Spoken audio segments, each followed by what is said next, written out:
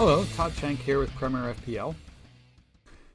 This week I will be working on, and I know it's been quite a while since I've had a video up, but I'll be working on the Gameweek 18 tips here for the FPL weekend coming up starting tomorrow morning. So I know this is going to be fairly short notice, but I just wanted to get a little bit of something out there. Try to look ahead a little bit at some of the upcoming game weeks with the Christmas fixtures coming up. I do apologize for those of you who watch frequently. I haven't had much time lately. A lot of stuff going on at work, so it's been a little bit hard to really dive into doing anything else. So I want to go over a few things.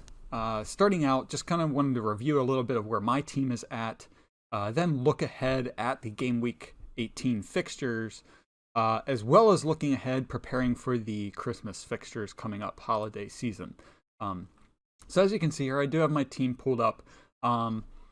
I've dropped quite a bit in rank, and I was thinking about putting out a mistakes I've made, which I still might do later on, but I would say one of the biggest mistakes was using my wild card mainly just for the sake of using my wild card. I probably did not need to use it at the time, and I think I actually have I have a few players still left in my team from that wild card, but there were several players that I brought in that I thought, at the time, I thought that they were, okay decisions. They felt like they were good enough, but there were several that I actually transferred out the week after, including, I think, Aubameyang was one of them that I had brought in for my wild card and transferred out almost immediately.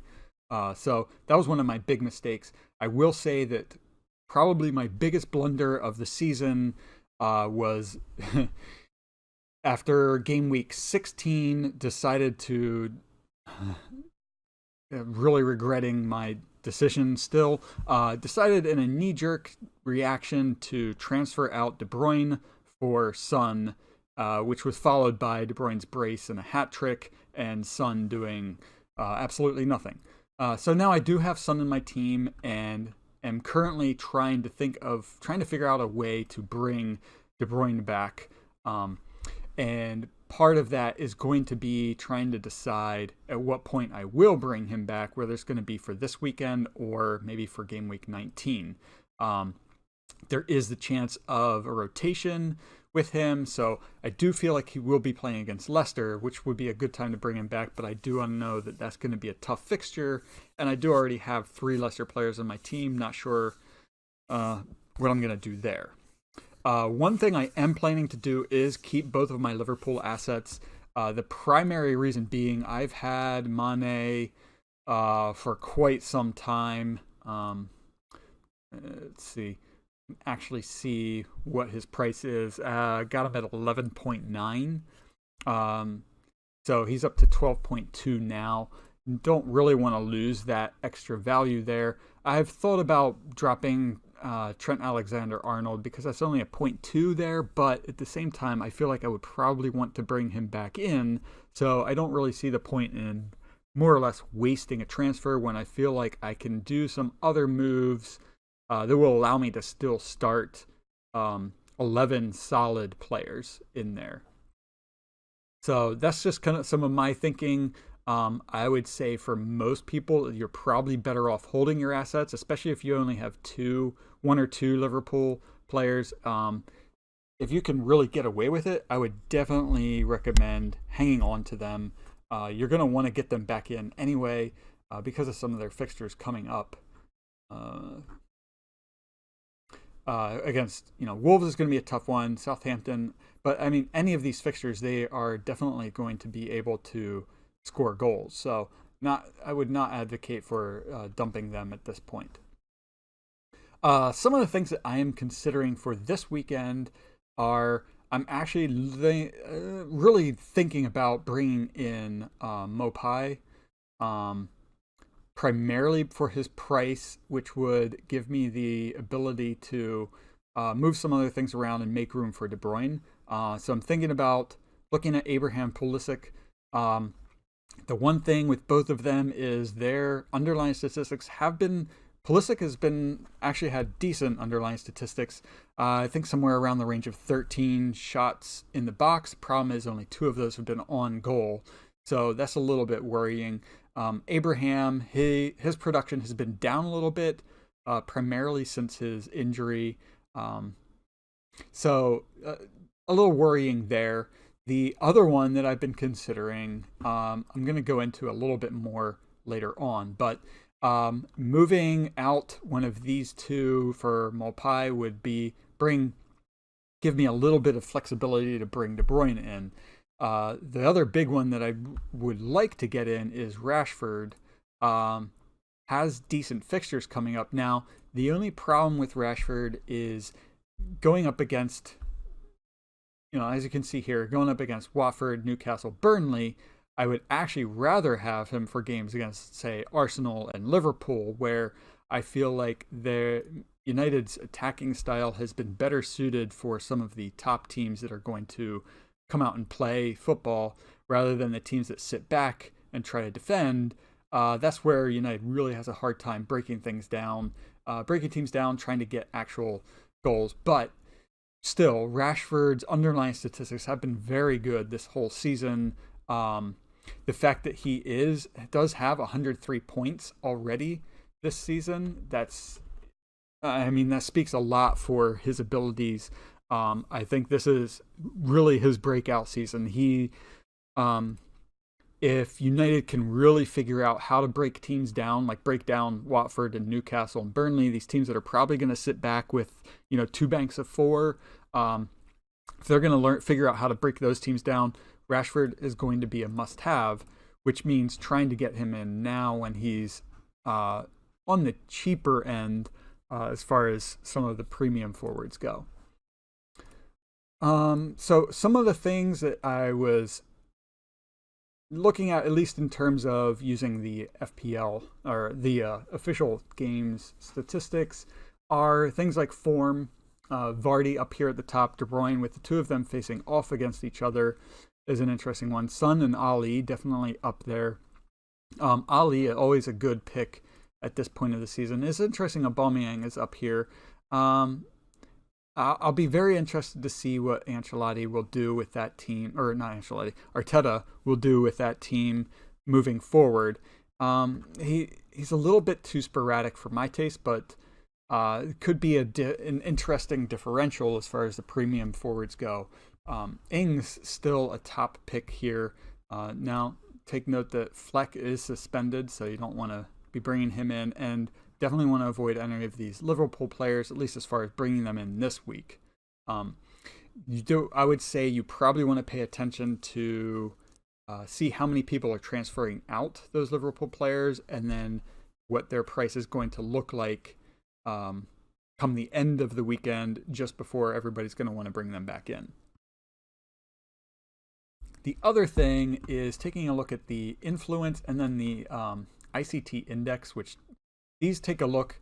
This is basically the official game's way of looking at some of the underlying statistics and giving some numbers to that. Again, De Bruyne is up here at the top with a lot of these, which is the main reason why I want him back in my team and why I really regret dumping him to begin with. That was one of those situations where I did not look at my statistics.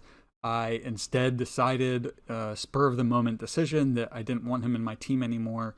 And that was a really terrible choice. And I would recommend that if you're going to make transfers, that you look at the statistics and you make a decision based on, actual numbers, actual real decision making, not just a spur of the moment, oh, I don't want them in my team anymore.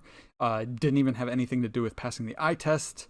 I honestly don't know what I was thinking at the time, but it was a really stupid mistake. Some of the other guys, so the influence has a lot to do with their involvement in the game. And this is where you will also see some of these goalkeepers. It's a good place to take a look at who the goalkeepers are that are more influencing the game a little bit more as far as helping out their team. The index, this ICT index, has much more to do with attacking numbers. So you can tell that a lot of the top ranked players are going to be up here in this when you're taking a look here. Looking ahead, this is going to be the most important thing, is checking out your fixtures, having plans for this upcoming week. We have this weekend, and then very quickly the 26th, Boxing Day. That's coming up next, what is that, next Thursday already? Which is then very quickly followed by a weekend match on the 28th, and then again on the 1st. So very quick matches here in a row. Want to make sure that you do have a plan for these matches coming up. I will also say I did previously have a plan to bring in in Aston Villa either Grealish or McGinn for this weekend, but now considering my move dropping De Bruyne, I'm trying to work around that instead.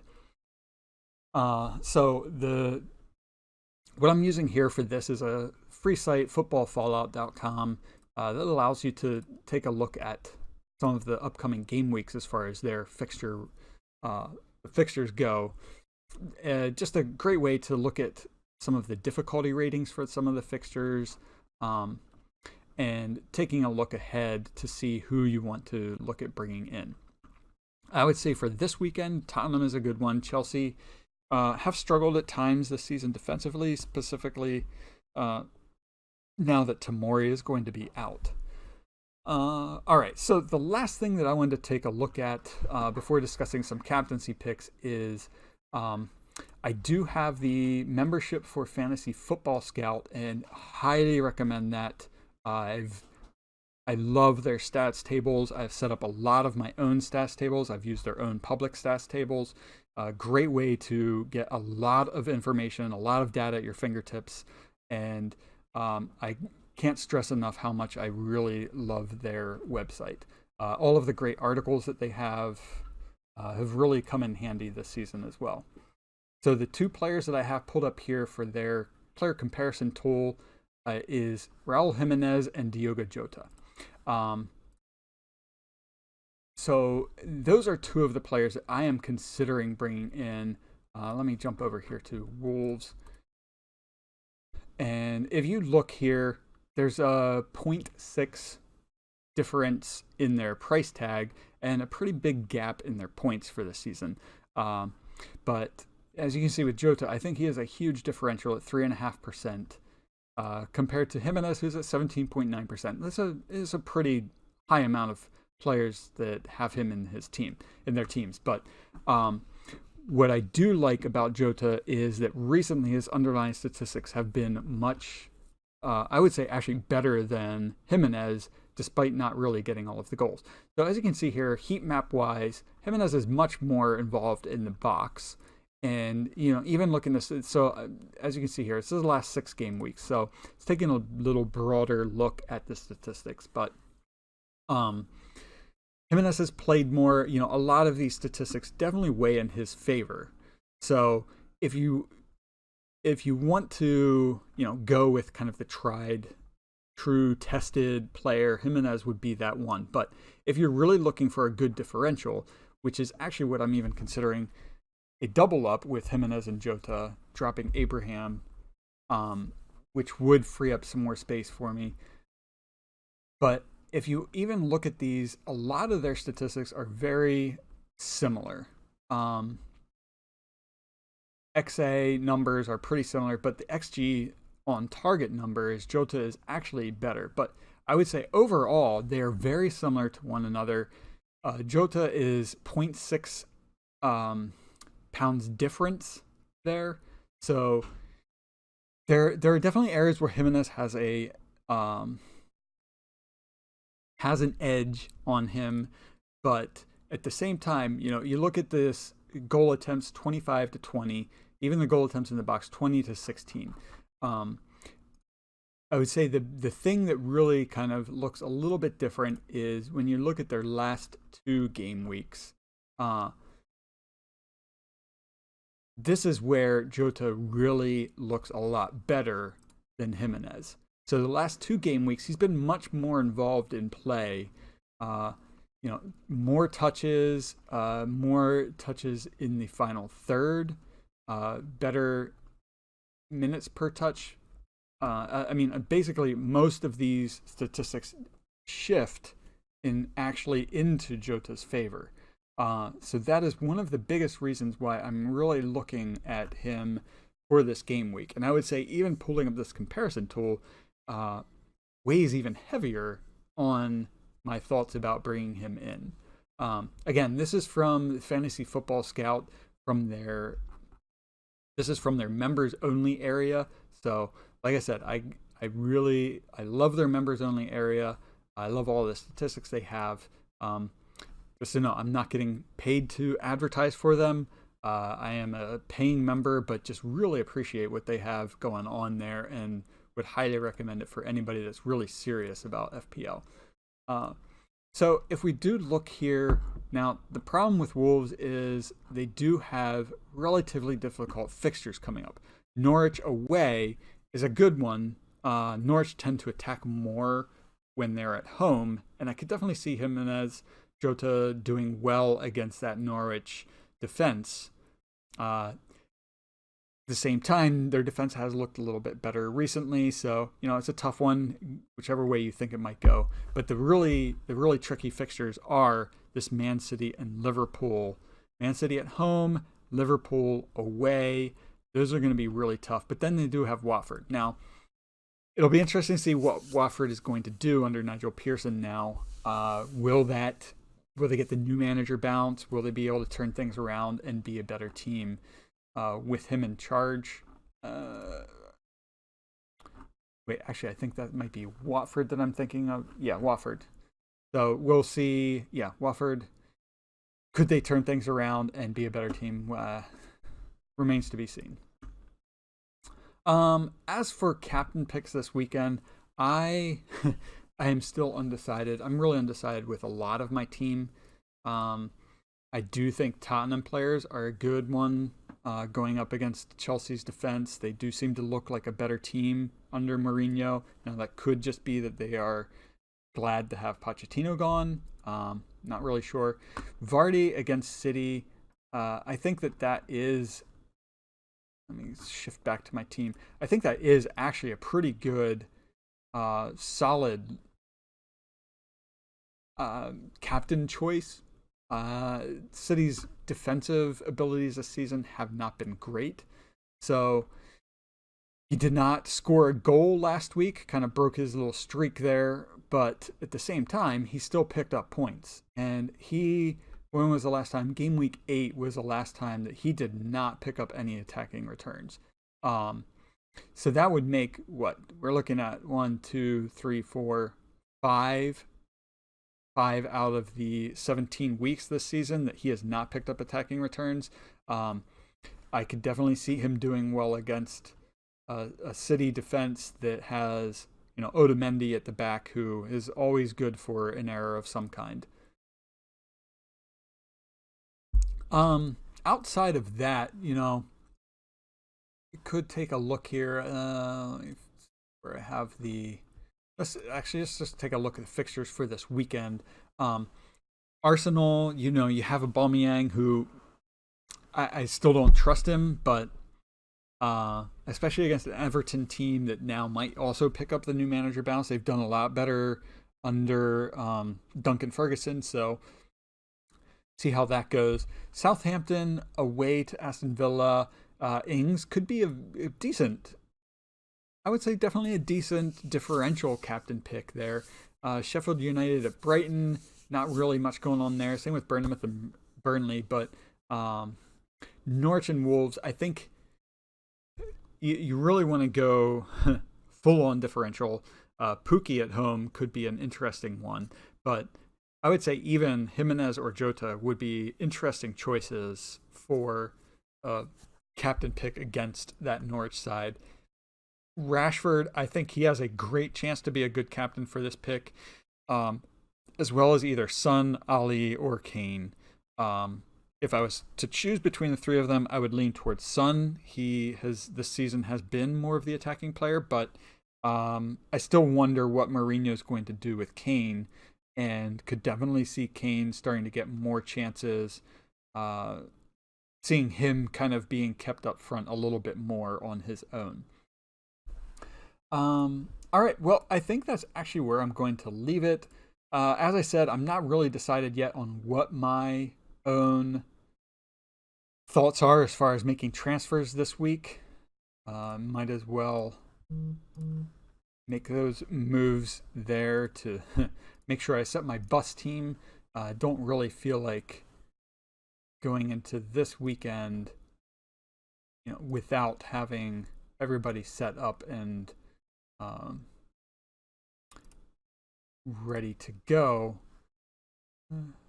So there we go. I think I do have my bus team set, so I should be good to go just in case. And then otherwise, I just have my transfers to make, and then I'll be set. Anyway, well, thank you very much for tuning in. Hope you were able to pick up a few tips here. Please feel free to leave any comments below. If you have any questions, you can always ask away in the channel. You can always hit me up on Twitter. Todd_Shank, I believe, is my Twitter handle, so you can always hit me up there. But anyway, as always, I wish you good luck and have fun.